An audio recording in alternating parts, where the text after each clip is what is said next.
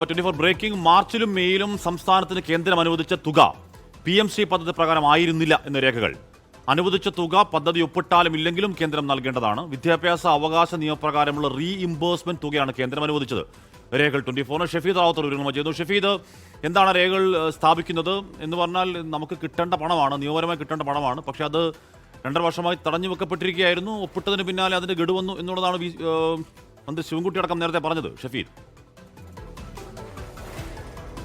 ഹാഷ്മി, ഇന്നലെയാണ് PM3യുമായി ബന്ധപ്പെട്ട് വീണ്ടും സംസ്ഥാനത്ത് ഒരു വിവാദം ഉണ്ടാകുന്നത്. അത് സംസ്ഥാന സർക്കാർ ഈ പദ്ധതിയുമായി മുന്നോട്ട് പോകുന്നു, അക്കാര്യത്തിൽ ഒരു ഉപസമിതിയെ തീരുമാനിച്ചു എന്നൊക്കെയുള്ള കാര്യങ്ങളായിരുന്നു ഇന്നലെ വിവരമായി പുറത്തു വന്നത്. അപ്പോഴും മുഖ്യമന്ത്രി VD സതീശനും വിദ്യാഭ്യാസ മന്ത്രി അടക്കമുള്ള ആളുകൾ പറഞ്ഞത് മുൻ സർക്കാർ PM3 പദ്ധതി ഒപ്പിട്ടതുകൊണ്ട് അതൊരു ബാധ്യത പോലെ മുന്നോട്ട് കൊണ്ടുപോകേണ്ട സാഹചര്യം ഉണ്ടായി. മാത്രവുമല്ല, മുൻ സർക്കാർ ഇതുമായി ബന്ധപ്പെട്ട പണം കൈപ്പറ്റിയെന്നൊക്കെ PM3യുമായി ബന്ധപ്പെട്ട പണം കൈപ്പറ്റിയെന്ന് ആഭ്യന്തരമന്ത്രി രമേശ് ചെന്നിത്തല ഉൾപ്പെടെയുള്ള കാര്യങ്ങൾ ആളുകൾ പറഞ്ഞിരുന്നു. എന്നാൽ ഇപ്പോൾ പുറത്തു വന്നിരിക്കുന്ന ഈ രേഖകൾ അത് തെളിയിക്കുന്നത് PM3 പദ്ധതിയുമായി ബന്ധപ്പെട്ട സംസ്ഥാന സർക്കാർ പണം വാങ്ങിയിട്ടില്ല എന്നുള്ളത് തന്നെയാണ്. 2 പ്രധാനപ്പെട്ട മീറ്റിംഗ് മിനിറ്റ്സുകളുടെ രേഖകൾ ഇപ്പോൾ പുറത്തു വന്നിട്ടുണ്ട്. അത് ഈ സമഗ്ര ശിക്ഷാ അഭിയാനുമായി ബന്ധപ്പെട്ട സംസ്ഥാനത്തിന് കിട്ടേണ്ട തുക ആ രീതിയിൽ തന്നെയാണ് ആ മിനിറ്റ്സിലടക്കം കേന്ദ്ര സർക്കാർ രേഖപ്പെടുത്തിയിട്ടുള്ളത്. ആദ്യത്തെ കാര്യത്തിൽ പറയുന്നത് ഇത് വിദ്യാഭ്യാസ അവകാശ നിയമപ്രകാരം റീഇംബേഴ്സ്മെന്റ് തുകയാണ്. അതായത് 2023 മുതൽ കുട്ടികൾക്ക് വേണ്ടി കേന്ദ്ര സർക്കാർ അവരുടെ യൂണിഫോം അതേപോലെ തന്നെ പാഠപുസ്തകം അടക്കമുള്ള കാര്യങ്ങൾക്ക് സംസ്ഥാനങ്ങൾക്ക് തുക അനുവദിക്കാറുണ്ട്. എന്നാൽ 2023 മുതൽ ആ തുക അനുവദിച്ചിരുന്നില്ല. അത് പിന്നീട് സംസ്ഥാന സർക്കാർ ഈ PM3യുമായി ബന്ധപ്പെട്ട തുടർ കാര്യങ്ങളിൽ അക്കാര്യം കൂടിയാലോചിച്ചു. അങ്ങനെ കേന്ദ്രം അത് റീഇംബേഴ്സ്മെന്റ് തുകയായി അനുവദിച്ചതാണ്. അത് ഈ പറയുന്ന വിദ്യാഭ്യാസ അവകാശ നിയമപ്രകാരമുള്ള തുകയാണ് എന്നൊക്കെയുള്ള കാര്യങ്ങളാണ് ഈ ഉത്തരവിൽ പറയുന്നത്. 2026 മാർച്ചിൽ കേന്ദ്രം 99.27 കോടി രൂപ അനുവദിച്ചു. അത് സംസ്ഥാന സർക്കാർ കൈപ്പറ്റിയിട്ടുമുണ്ട്. 2026 മെയ് 10-ന് 106 കോടി രൂപ അനുവദിച്ചു. എന്നാൽ ആ തുക സംസ്ഥാനത്തിന് കിട്ടിയിട്ടില്ല. ഏതായാലും ഇത് വ്യക്തമാക്കുന്ന ഒരു കാര്യം, അത് PM3യുമായി ബന്ധപ്പെട്ടല്ല, പകരം SSKയുമായി ബന്ധപ്പെട്ട് കുട്ടികളുടെ സൗജന്യ യൂണിഫോം അതേപോലെ തന്നെ പാഠപുസ്തകം അടക്കമുള്ള കാര്യങ്ങൾക്ക് കേന്ദ്ര സർക്കാർ നൽകേണ്ട തുക തന്നെയാണ് നൽകിയത് എന്നുള്ളത് ഈ രേഖകൾ വ്യക്തമാക്കുന്നുണ്ട്. എന്തായാലും ഇതൊരു പുതിയ രാഷ്ട്രീയ വിവാദമായി കൂടി മാറും. കാരണം കഴിഞ്ഞ ദിവസം മുൻ വിദ്യാഭ്യാസ മന്ത്രി V ശിവൻകുട്ടി അടക്കമുള്ള ആളുകൾ PM3യുമായി ബന്ധപ്പെട്ട തുക കൈപ്പറ്റിയിട്ടില്ലെന്ന് പറഞ്ഞിരുന്നു. അതുമായി ബന്ധപ്പെട്ട ഒരു രേഖ കൂടിയാണ് ഇപ്പോൾ പുറത്തേക്ക് വരുന്നത്. ഹാഷ്മി,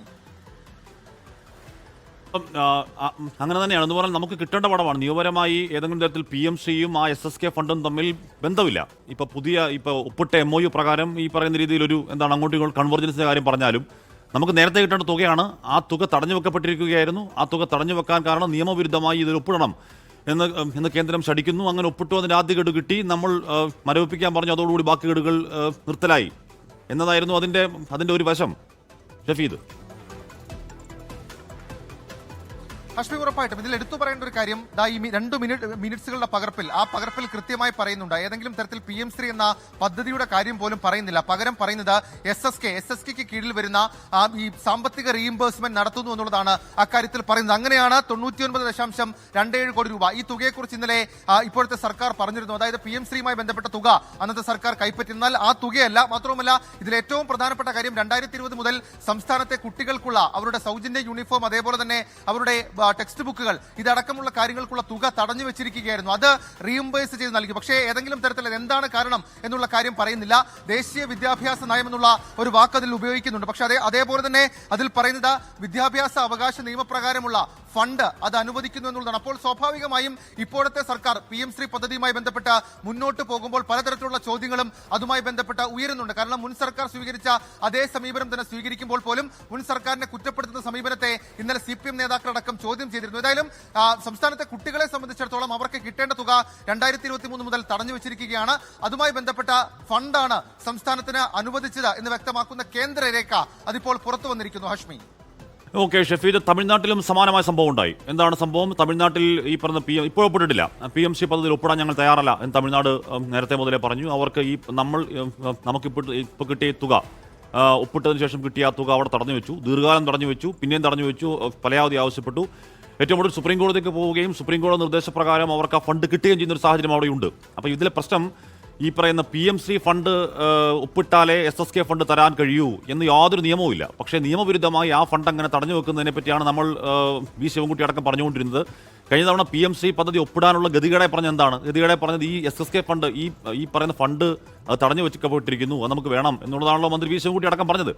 അപ്പോൾ ഇതിന് വിശാലമായ കുറച്ചധികം രാഷ്ട്രീയ അടലുകളുണ്ട്. അതേസമയം തന്നെ ഈ പദ്ധതിയിൽ നിന്ന് പിന്മാറാൻ രാഷ്ട്രീയമായി ഇതൊന്നും ഈ സർക്കാരിന് തടസ്സവുമല്ല. ഷെഫി,